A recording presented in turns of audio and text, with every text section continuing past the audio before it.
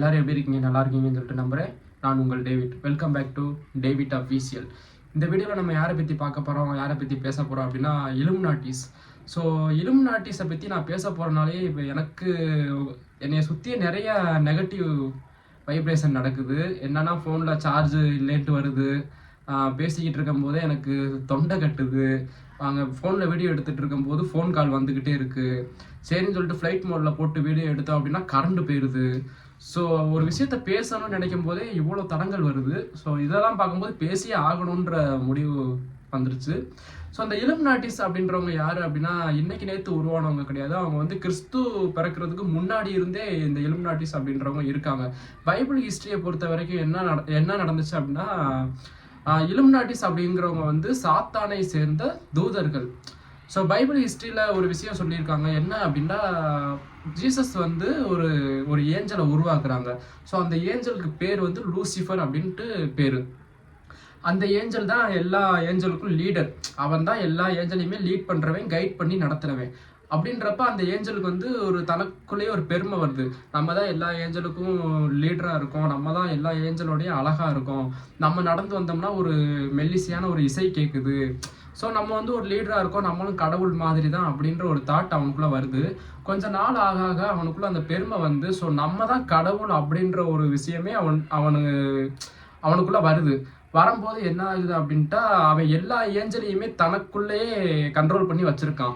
நீங்கள் யாருமே கடவுளை வழிபடக்கூடாது, நான் தான் உங்களுக்கு கடவுள், நான் தானே உங்களை லீட் பண்ணுறேன், நீங்கள் என்னையே தான் வழிபடணும் அப்படின்னு சொல்லிட்டு ஒரு விஷயம் நடக்குது.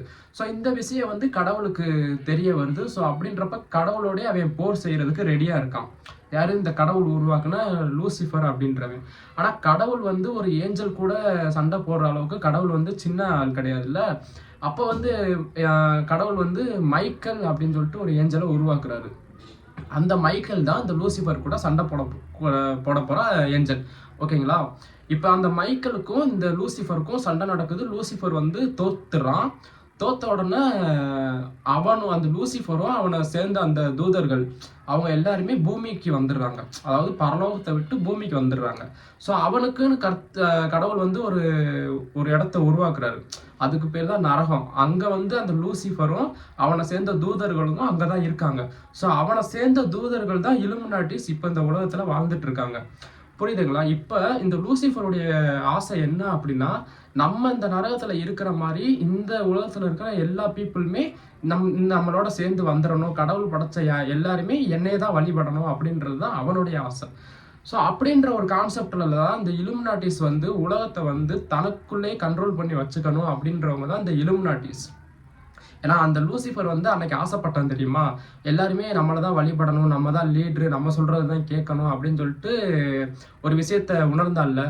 ஸோ அதே மாதிரி தான் இன்றைக்கும் அவனுக்குள்ள அந்த ஆசை இருக்க போய் தான் நம்ம நினைக்கிற விஷயத்தை தான் இந்த உலகம் செயல்படணும், இந்த உலகத்தில் வாழ்கிற எல்லா மக்களும் செய்யணும் அப்படின்றது தான் அவனுடைய ஆசை. அதனால தான் சொல்லுவாங்க இலுமினாட்டிஸ் இந்த உலகத்தை அவங்களுடைய கண்ட்ரோலில் வச்சுருக்காங்க அப்படின்னு சொல்லிட்டு. ஸோ அது உண்மைதான். இலுமினாட்டிஸ் ஒரு விஷயத்தை என்ன நினைக்கிறாங்களோ அதை அந்த உலகம் செய்யணும் அப்படின்னு சொல்லிட்டு நினைப்பாங்க.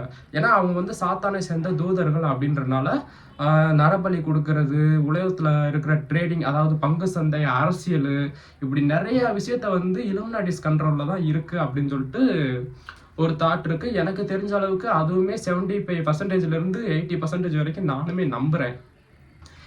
இப்படி ஒரு விஷயம் இருக்கனால தான் இந்த இலுமினாட்டிஸ் இன்னுமே இந்த உலகத்தில் இருந்து இந்த உலகத்தை அவங்க கண்ட்ரோலில் வச்சுக்கிட்டு கடவுளுக்கு ஆப்போசிட்டாக வேலை செய்யணும் அப்படின்ற ஒரு எண்ணத்தில் இருக்காங்க. ஸோ பைபிளில் எதெல்லாம் செய்யக்கூடாதுன்னு சொல்லியிருக்கோ அதெல்லாம் அவங்க செய்வாங்க. ஸோ இந்த உலகத்தில் நடக்கிற எல்லா விஷயத்தையும் A to Z எல்லா விஷயத்தையும் பெரிய பெரிய ஆளுகள்லாம் இப்போ கூட நீங்கள் பார்த்துருப்பீங்க. எப்ஸ்டைன் ஃபைல்ஸ்ன்னு சொல்லிட்டு 20 வருஷத்துக்கு முன்னாடி நடந்த ஒரு விஷயத்த நமக்கு இப்போ தான் பார்க்குறோம். இதெல்லாம் ஒரு சாதாரண மனுஷன் செய்ய முடியாது, இந்த இலுமினாட்டிஸை சேர்ந்தவங்க மட்டும்தான் செய்ய முடியும். ஏன்னா பைபிளில் எதெல்லாம் செய்யக்கூடாதுன்னு சொல்லியிருக்கோ அது எல்லாமே அந்த எப்ஸ்டைன் ஃபைல்ஸில் இருக்கவங்க செஞ்சுருக்காங்க. அது எல்லாமே பார்த்தீங்கன்னா பெரிய பெரிய ஆள், யாருமே சின்னவங்க கிடையாது, எல்லாருமே பெரிய பெரிய இடத்துல இருக்கக்கூடியவங்க இலுமினாட்டிஸோட கண்ட்ரோலில் இருக்காங்க. ஸோ ஆனால் உண்மையான இலுமினாட்டிஸ் யாரு அப்படின்றது யாருக்குமே தெரியாது. ஆனா சாத்தானுடைய தூதர்கள் அப்படின்றது மட்டும் எல்லாருக்குமே தெரியும். அவங்களுடைய சிம்பிள் இப்படி இருக்கும். ஒரு பிரமிடு மாதிரி இருந்துட்டு அதுக்குள்ள ஒரு கண் இருக்கும். நிறைய ஆக்டர்ஸுமே நிறைய பெரிய பெரிய ஆளுகளுமே பார்த்தீங்கன்னா இப்படி ஒரு கண்ணை மூடி ஒரு கண்ணு மட்டும் தெரிகிற மாதிரி போஸ் கொடுத்துருப்பாங்க. அதே மாதிரி இந்த இடத்துல வந்து ஒரு சில ஸ்போர்ட்ஸில் இருக்கவங்க பாடி பில்டர்லாம் நானே பார்த்துருக்கேன். இந்த இடத்துல வந்து அந்த இலுமினாட்டியோட சிம்பிளில் இப்படி முக்கோண மாதிரி போட்டு உள்ள ஒரு கண்ணு இருக்க மாதிரி போட்டிருப்பாங்க. இது வந்து இலுமினாட்டிஸோட சிம்பிள். ஸோ அவங்க வந்து எங்கே இருப்பாங்க, ஃபாரின்லலாம் இருப்பாங்களா இல்லை வேற எங்கே இருப்பாங்களான்னு கேட்டால் அவங்க எல்லா நாட்டிலையும் இருப்பாங்க, எல்லா தேசத்துலையும் இருப்பாங்க. ஆனால் அவங்க யாரு அப்படின்றது தெரியாது. ஆனால் அவங்க கீழே வேலை செய்யக்கூடியவங்க யாருன்னு நம்ம கண்டுபிடிச்சிடலாம். ஸோ சென்னையிலேயே பார்த்தீங்கன்னா சாத்தான் சபை அப்படின்னு சொல்லிட்டுலாம் இருக்குது. ஸோ அது எங்கே இருக்குன்றது வந்து யாருக்கும் அவ்வளோவா தெரியாது. ஸோ சீக்ரெட் ஆஃப் சர்ச் அது வந்து ஏதாவது ஒரு இடத்துல ரொம்ப மறைவிடமாக இருக்கும். அந்த இலுமினாட்டிஸ் கூட இருக்கிற ஒரு மக்கள் அவங்க மட்டும்தான் அதுக்குள்ளே போக முடியும். அவங்க போயிட்டு அந்த சாத்தான் சர்ச்செலாம் பார்த்தீங்கன்னா சிலுவையை வந்து இப்படி தலைகீழ போட்ட மாதிரி இருக்கும். நார்மல் சர்ச்சில் வந்து சிலுவை வந்து இப்படி நேராக இருக்க மாதிரி இருக்கும். ஆனால் சாத்தான் சர்ச்சில் வந்து சிலுவையை தலைகீழ கவுத்தி வச்சு அவங்க வந்து அந்த லூசிஃபருக்கு வந்து பலி கொடுப்பாங்க. அந்த லூசிஃபரை வந்து திரும்ப உலகத்துக்கு வர வைக்கணும், இந்த உலகம் வந்து அவன் கண்ட்ரோலுக்குள்ள வரணும் அப்படின்ற ஒரு விஷயம் வந்து நடக்கணுன்றதுக்காண்டி நிறைய பலி கொடுக்கறது, நிறைய பிரார்த்தனை பண்றது, இந்த மாதிரி விஷயத்தெல்லாம் அந்த சர்ச்சுக்குள்ள அவங்க பண்ணிக்கிட்டு இருப்பாங்க. ஸோ பைபிள் கான்செப்ட் படி என்ன அப்படின்னா, ஜீசஸ் சொல்லியிருக்காரு, நான் திருப்பி வருவேன், வரும்போது இந்த மாதிரி விஷயம்லாம் நான் அதிகமாக நடக்கும் அப்படின்ற மாதிரி சொல்லியிருக்காங்க. ஸோ கொஞ்ச நாளைக்கு முன்னாடி லெவியத்தான் அப்படின்னு சொல்லிட்டு ஒரு விஷயத்த நீங்கள் கேள்விப்பட்டிருப்பீங்க. கடல் கடியில் ஒரு பெரிய பாம்பு வாழுது அப்படின்னு சொல்லிட்டு. ஸோ எனக்கு தெரிஞ்ச அதுவுமே உண்மைதான். பைபிளில் அதை பற்றியுமே சொல்லியிருக்காங்க. அந்த லெவியத்தானுமே இலுமினாட்டிஸோடைய கண்ட்ரோலில் தான் அது இப்போ வரைக்குமே உள்ளே இருக்குது அப்படின்றும் ஒரு விஷயம், ஒரு தாட் இருக்குது. ஸோ இது எல்லாமே நீங்கள் எந்த அளவுக்கு நம்புறீங்கன்றது எனக்கு தெரியாது. ஆனால் எனக்கு தெரிஞ்சு இதில் 80%லேருந்து 75% 80% வரைக்கும் இது உண்மை அப்படின்றது மட்டும் எனக்கு தெரியும். ஸோ நீங்கள் இதை எப்படி எடுத்துக்கிறீங்க? இதெல்லாம் உண்மையா? இந்த மாதிரி ஒரு விஷயம்லாம் நடந்திருக்குமா? உண்மையிலேயே கடவுள் படைச்ச தூதர் வந்து இந்த மாதிரிலாம் மாறுவாரா அப்படின்னு சொல்லிட்டு இந்த விஷயத்தெல்லாம் நீங்கள் நம்புறீங்களா என்னன்றது எனக்கு தெரியாது. ஸோ எனக்கு தெரிஞ்ச வரைக்கும் இதெல்லாம் உண்மை. இதுக்கப்புறமேட்டுமே இன்னும் கொஞ்சம் வருஷமோ கொஞ்சம் காலமோ, ஆனால் அது எப்போ நடக்கும்ன்றது எனக்கு தெரியாது. அந்த கடலுக்குள்ளே இருக்கிற பாம்பும் வெளியே வரும். இதை நீங்கள் எந்த அளவுக்கு நம்புறீங்க அப்படின்ற விஷயம் எனக்கு தெரியாது. ஸோ இது எல்லாமே எனக்கு தெரிஞ்ச வரைக்குமே உண்மைதான்.